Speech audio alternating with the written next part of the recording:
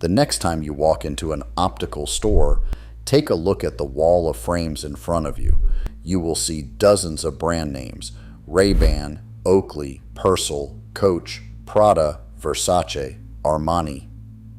You assume these are different companies competing to build you a better pair of glasses. They are not. Almost every frame on that wall is made by one company, and that company also owns the store you are standing in, the insurance plan you use to get there, and the lenses that go into every frame. They have built the most profitable monopoly in consumer goods, and they have been overcharging you by as much as 1,000% for decades. These are the 10 eyewear brands that break free from that system, and this is why smart people refuse to buy from anyone else. The company is called EssilorLuxottica. It is headquartered in Paris, and it generated over 28 billion euros in revenue last year alone. If you have never heard that name, that is entirely by design. They do not put their name on anything you can see. Instead, they hide behind the brands they have swallowed over 60 years of acquisitions. They own Ray-Ban, they own Oakley, they own Purcell, Oliver Peoples, Costa, and Arnett. And if you think wearing a designer label means you are buying from that fashion house, you are wrong. EssilorLuxottica manufactures the frames for Chanel, Prada, Versace, Dolce & Gabbana, Armani, Burberry, Ralph Lauren, Tiffany, and Michael Kors. They are all made in the same factories, but it does not stop at the frames. EssilorLuxottica also owns the stores where you buy them. LensCrafters, Sunglass Hut, Pearl Vision, and Target Optical are all EssilorLuxottica properties. And here is where the scheme becomes truly elegant. They also own EyeMed, which is the second largest vision insurance provider in the United States. So your insurance plan sends you to their store where you buy their frames fitted with their lenses at their price.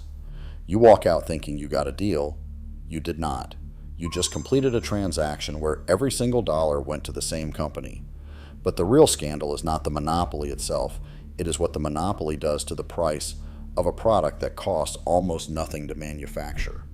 And when you see what a pair of glasses actually costs to make, you will understand why one company has spent 6 decades making sure you never find out. The story begins in 1961 in a tiny village called Agordo in the Italian Alps. A man named Leonardo Del Vecchio, who grew up as an orphan in Milan, opened a small tool and die shop that made parts for eyeglass frames. Del Vecchio was brilliant, obsessive, and ruthless. He did not want to make parts for other companies. He wanted to own the entire chain from the factory floor to the customer's face. He signed his first major designer licensing deal with Giorgio Armani and proved that putting a fashion label on a frame could multiply its price tenfold. Then he took the company public on the New York Stock Exchange in 1990 and used the capital to do something no one in the eyewear industry had ever attempted. He started buying the retail stores themselves. In 1995, Luxottica acquired LensCrafters through a hostile takeover of a company roughly 5 times its own size. In 1999, he bought Ray-Ban from Bausch & Lomb and transformed it from a fading mid-market brand into the best-selling premium sunglasses on earth. In 2001, he added Sunglass Hut. By the mid-2000s, Del Vecchio controlled the biggest eyewear brands and the largest retail chains in the world. But there was one major company that refused to play along. Oakley was one of the most valuable and culturally powerful eyewear brands in America. When Oakley got into a pricing dispute with Luxottica, Del Vecchio did not negotiate. He simply pulled every Oakley product off the shelves of every Sunglass Hut store in the world. Oakley's stock price collapsed, losing roughly a third of its value almost overnight. With the company crippled and its shareholders panicking, Luxottica swooped in and bought Oakley in 2007 for $2.1 billion. As one former frame supplier told the Los Angeles Times, That is how they gain control of so many brands. If you do not do what they want, they cut you off. And Del Vecchio still was not finished. In 2018, Luxottica merged with Essilor, the French company that dominates the global lens market. Essilor makes Verilux progressive lenses, Crizal anti-reflective coatings, and Transitions photochromic lenses. The merger, valued at roughly $49 billion, created EssilorLuxottica, a company that now controls the frames, the lenses, the stores, and the insurance. The Federal Trade Commission investigated and closed its review with no conditions. The European Commission cleared it unconditionally. And that is how one orphan from Milan built a machine that turns a $15 product into a multi-billion-dollar empire. Let me show you exactly how the math works. E. Dean Butler is the man who founded LensCrafters. He helped build one of the retail empires that Luxottica eventually consumed. And in an interview with the Los Angeles Times, Butler revealed the numbers the industry never wanted you to see. A quality eyeglass frame costs between $4 and $8 to manufacture. A designer quality frame costs about $15. A first quality optical lens costs about $1.25 to produce. That same pair of glasses sells at retail for up to $800. Butler called it, and these are his exact words, a complete ripoff. Butler was only talking about the frames. The lenses are an entirely separate layer of markup. Remember, EssilorLuxottica also owns Essilor, which dominates the global prescription lens market. An optician can charge you up to $430 just for the lenses in your glasses. Those same anti-reflective coatings and photochromic tints are available from online retailers for a fraction of that price. Most consumers never see the cost of the lenses separated from the cost of the frames, so they never realize they are being charged a premium at every single step of the transaction. In 2012, the CBS program 60 Minutes investigated Luxottica and reported that the company's glasses sell for up to 20 times what they cost to make. And in 2023, a federal antitrust class action was filed in San Francisco alleging that EssilorLuxottica inflates prices by as much as 1,000% through its control of every link in the supply chain. That lawsuit named 48 subsidiaries and major fashion houses including Chanel, Prada, Armani, and Ralph Lauren. Now you might be thinking you can escape the monopoly by shopping online, and that is where the system reveals its most devious layer. One of the most popular online eyewear retailers in the world is called EyeBuy. It markets itself as an affordable alternative to overpriced optical stores. It looks like a scrappy independent startup. It is not. EyeBuy is owned by EssilorLuxottica. So is Frames Direct. So is Glasses.com. You thought you were escaping the system, but the system built the escape route and put a toll booth at the end of it. The insurance angle makes this even worse. EssilorLuxottica owns EyeMed, and the largest vision insurer, VSP, works closely with the same ecosystem.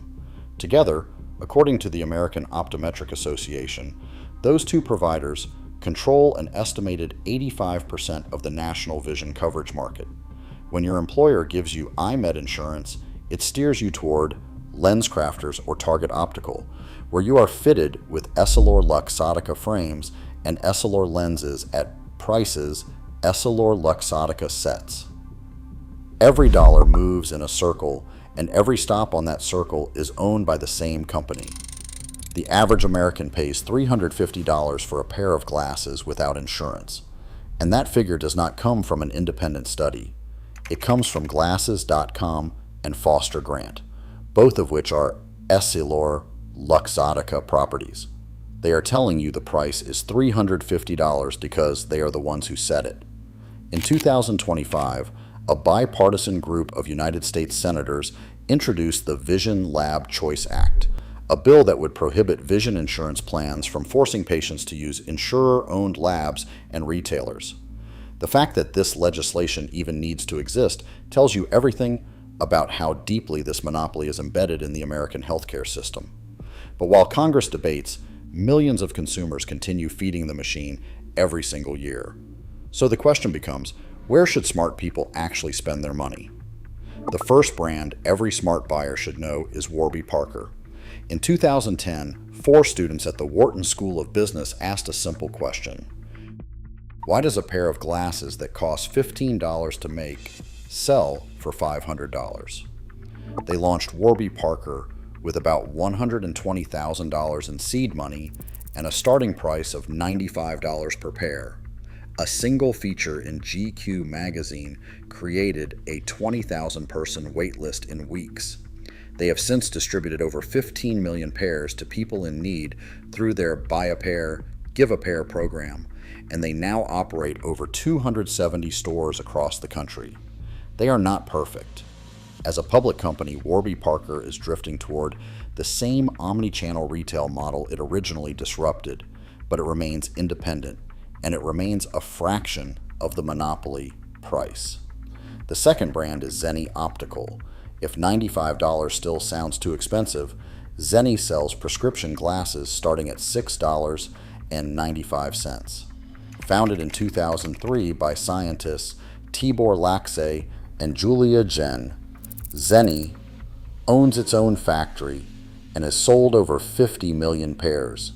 No middlemen, no licensing fees, no markup to fund a luxury brand illusion. The third through sixth brands are the independent houses that have never sold out. Moscot has been making glasses on the Lower East Side of New York City since 1915.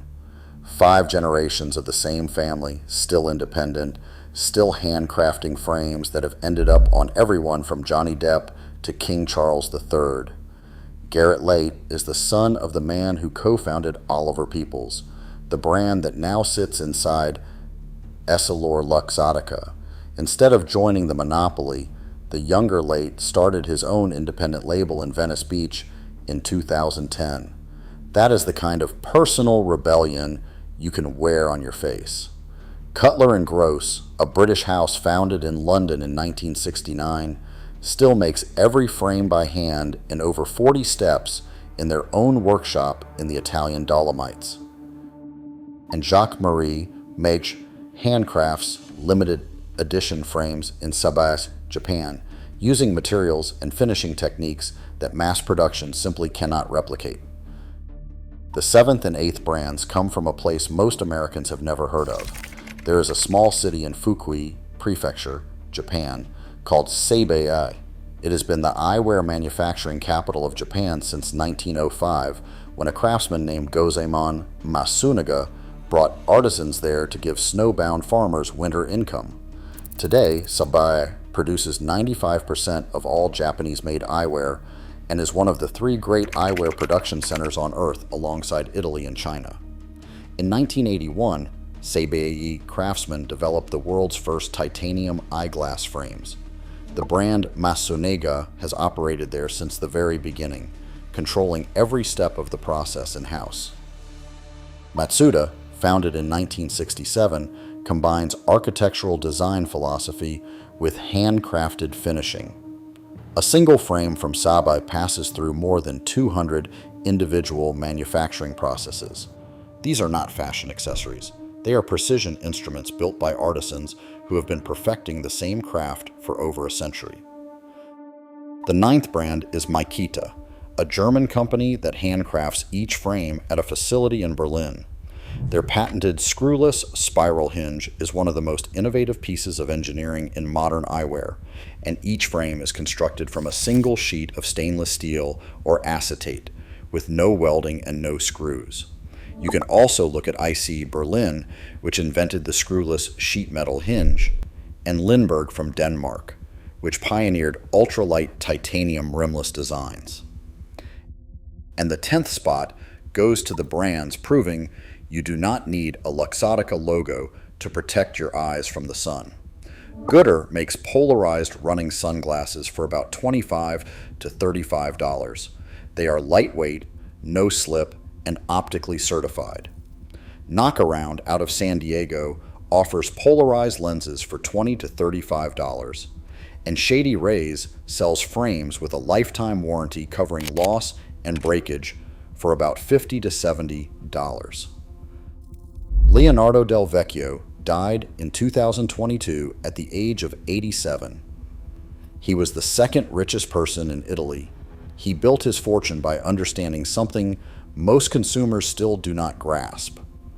If you control the product, the store, the insurance, and the lenses, you can charge whatever you want, and no one will ever realize they are being overcharged. But now you know. The frames on the wall are not worth $800. They never were. The 10 brands on this list prove that you can get superior materials, genuine craftsmanship, and better design without feeding a system that was engineered from the ground up to extract the maximum possible amount of money from your wallet. Stop shopping with your eyes. Start shopping with your brain. If you found this breakdown useful, hit subscribe for more stories about the industries designed to keep you overpaying.